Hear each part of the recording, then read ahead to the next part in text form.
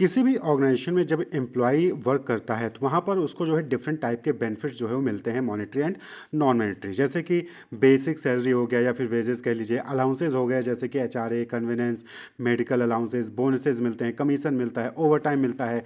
इसके साथ साथ एम्प्लॉय जो है वो कुछ टैक्सेस भी पे करता है, जैसे टीडीएस उसका काटा जाता है, प्रोफेशनल टैक्स भी जो है पे करना पड़ता है, ईपीएफ के लिए जो है एम्प्लॉय कुछ कंट्रीब्यूट करता है। वहीं पर कोई इंश्योरेंस है कंपनी की तरफ से तो उसके लिए प्रीमियम से जो है एम्प्लॉय के सैलरी से कट किया जाता है। क्लियर? तो ये कुछ डिडक्शंस भी होते हैं जो कि एम्प्लॉय के सैलरी से किए जाते हैं। क्लियर?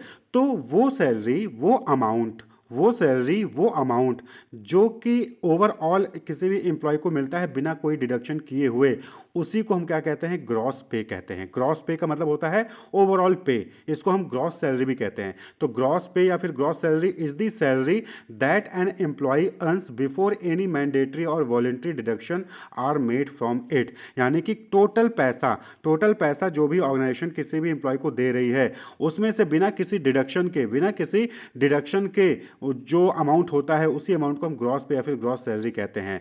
तो नॉर्मली ग्रॉस पे को कैलकुलेट करने का तरीका क्या है कि जो भी बेसिक सैलरी है प्लस उसमें जो भी अलाउंसेस मिल रहे हैं प्लस जो भी बोनस मिला है, ओवर टाइम का पैसा मिला है, कमीशन मिला है, वो सब आप ऐड कर देंगे तो जो भी अमाउंट आएगा उसको हम ग्रॉस पे कहेंगे। यानी कि इतना पैसा एम्प्लॉय को मिलता है। क्लियर? लेकिन इसके अलावा बहुत सारे डिडक्शंस भी होते हैं जो कि मैंडेटरी या फिर वॉलेंटरी डिडक्शंस होते हैं। जहां पर मैंडेटरी है तो वहां पर उसको एम्प्लॉय को कट करवाना ही पड़ेगा, और इसी तरह से वॉलेंटरी डिडक्शन है यानी कि एम्प्लॉय अपनी मर्जी से कट करवा रहा है। क्लियर? तो कुछ डिडक्शंस है जैसे professional tax, contribution to employees provident fund, insurance premium, TDS या फिर कोई और अदर पेरोल डिडक्शंस हैं, तो वो सब जो है वो डिडक्शंस करने होते हैं। तो जब ये जो डिडक्शन है इसको ग्रॉस पे से माइनस कर देते हैं, जो ग्रॉस पे ओवरऑल पैसा मिल रहा है एम्प्लॉय को, उसमें से जब इन डिडक्शंस को माइनस कर देते हैं तो उसी को हम कहते हैं नेट पे, यानी कि टेक होम पे। यानी कि एक्चुअली में इतना पैसा एम्प्लॉय अपने घर लेकर जा पाता है, एक्चुअली में इतना ही पैसा जो है वो एम्प्लॉय यूज कर पाता है मंथली बेसिस पे। क्लियर? तो net pay is also known as net salary या फिर टेक होम पे, यानी एक्चुअली इतना पैसा वो अपने घर लेकर जाता है। तो it is the salary an employee receive after subtracting all mandatory और वॉलंटरी डिडक्शंस। तो जो भी ऑर्गेनाइजेशन के द्वारा डिडक्शंस किए जाने होते हैं, जब वो डिडक्शंस ग्रॉस पे से कर दिए जाते हैं तो जो पैसा बचता है, जो अमाउंट बचता है, जो एम्प्लॉय को मिलता है, उसी को हम नेट पे कहते हैं। क्लियर? तो नेट पे का फॉर्मूला क्या हो जाएगा? That is gross salary minus TDS या फिर माइनस प्रोफेशनल टैक्स या फिर ईपीएफ कंट्रीब्यूशन, अगर इंश्योरेंस प्रीमियम है तो वो माइनस कर देंगे, तो जो बचेगा उसी को हम नेट पे या फिर नेट सैलरी या फिर टेक होम पे कहेंगे। क्लियर? एग्जाम्पल हम एक देखते हैं। सपोज कि कोई इंप्लॉय है, उसकी बेसिक सैलरी 40,000 है, उसको टीए 2000 मिलता है, एचआरए जो है उसको 10,000 मिल रहा है, इंटरटेनमेंट अलाउंस जो है उसको 2,000 मिलता है, वहीं पर टीडीएस डिडक्शन किया जाता है 450 का, ईपीएफ कंट्रीब्यूशन कर रहा है इंप्लॉय 4,000 का, और इंश्योरेंस का प्रीमियम 1,000 रुपए का जो है पे कर रहा है इंप्लॉय। क्लियर?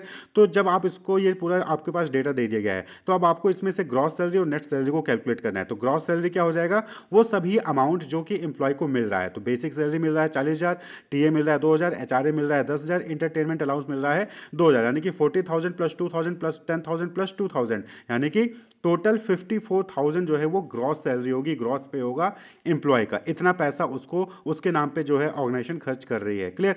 अब इसमें से क्या है कि इसमें से उसका टीडीएस भी काटा जाता है, उसका ईपीएफ कंट्रीब्यूशन भी काटा जाता है, उसका इंश्योरेंस प्रीमियम भी काटा जाता है। यानी कि ग्रॉस में से जो है टीडीएस डिडक्शन कर लिया जाता है 450 का, ईपीएफ कंट्रीब्यूशन के नाम पे 4,000 काटा जाता है और इंश्योरेंस प्रीमियम के नाम पे 1,000 काटा जाता है। तो 54,000 में से 54,000 में से 450 माइनस हो जाएगा, 4,000 माइनस हो जाएगा और 1,000 माइनस हो जाएगा इंश्योरेंस प्रीमियम के नाम से, यानी कि कितना बचा? 48,550। ये जो अमाउंट है ये एक्चुअली में एम्प्लॉय यूज कर पाता है, एक्चुअली में एम्प्लॉय इसी को घर लेकर जाता है और इसका इस्तेमाल करता है, और इसी में से जो है वो खर्च करेगा और बचाएगा भी।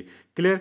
तो इसी को कहते हैं नेट सैलरी। तो ग्रॉस सैलरी टोटल अमाउंट जो कि एम्प्लॉय को मिल रहा है, उसमें से जो सारे डिडक्शंस होते हैं उसको माइनस कर देंगे, तो उसको हम नेट सैलरी कहेंगे। क्लियर? तो ग्रॉस सैलरी और नेट सैलरी ये दो कॉन्सेप्ट होता है। तो अगर हम डिफरेंस की बात करें तो ग्रॉस पे और नेट पे के बीच में क्या डिफरेंस होता है? तो मीनिंग, पहला बेसिस मीनिंग के बेसिस पे बात करें तो ग्रॉस पे क्या हो गया? It is the amount earn by an employee before subtracting any mandatory और वॉलंटरी डिडक्शन। यानी कि बिना किसी मैंडेटरी या वॉलंटरी डिडक्शन को घटाए हुए जो अमाउंट एम्प्लॉय को मिलता है उसी को हम एक्चुअली अर्न करता है, मिलता नहीं है, अर्न करता है, उसको हम ग्रॉस पे कहते हैं। वहीं पर नेट पे क्या हो गया, it is the amount that an employee receives in hand after making mandatory और वॉलंटरी डिडक्शन, यानी कि जो भी डिडक्शन है उसको माइनस करने के बाद जो अमाउंट जो है एम्प्लॉय को मिलता है इन हैंड, उसी को हम नेट पे या फिर टेक होम पे कहते हैं। क्लियर। कंपोनेंट्स की बात करें तो ग्रॉस पे में HRA, medical allowances, travel allowances और जो भी दूसरे टाइम के अलाउंसेज होते हैं, कमीशन होते हैं, बोनसेज होते हैं, वो सब इंक्लूड होते हैं। वहीं पर नेट पे में बात करें तो professional tax, contribution towards EPF,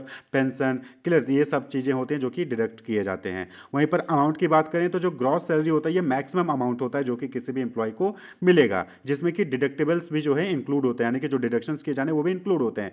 वहीं पर नेट पे में वो जो है कॉम्पेरेटिवली लोअर होता है ग्रॉस पे से, और इसमें जो है सेवरल डिडक्शंस होते हैं, यानी कि कुछ डिडक्शन करने के बाद जो अमाउंट मिलता है वो एम्प्लॉय के हैंड में दिया जाता है। तो नेट पे ग्रॉस पे से कम होता है। फॉर्मूला की बात करें तो ग्रॉस सैलरी क्या हो गया, basic salary plus HRA plus other allowances, तो इसको जब जोड़ देंगे तो ग्रॉस सैलरी होता है, ग्रॉस पे होता है। वहीं पर जब ग्रॉस सैलरी या फिर ग्रॉस पे में से आप जो भी डिडक्शंस होने हैं, जैसे प्रोफेशनल टैक्स हो गया, TDS हो गया, EPF हो गया, पेंशन की तरफ जो कंट्रीब्यूशन हो गया, प्रीमियम के लिए जो है कंट्रीब्यूशन किया जा रहा है, जब उसको माइनस कर देते हैं ग्रॉस सैलरी से, तो जो अमाउंट बचता है उसी को नेट सैलरी या फिर नेट पे कहते हैं या फिर टेक होम पे कहते हैं। क्लियर। तो ये कॉन्सेप्ट होता है ग्रॉस पे और नेट पे का। Gross pay total amount earned by the employee, वहीं पर net pay actual amount that is taken by the employee at home, that is net pay या फिर take home pay. Clear. Wish you all the best, keep watching.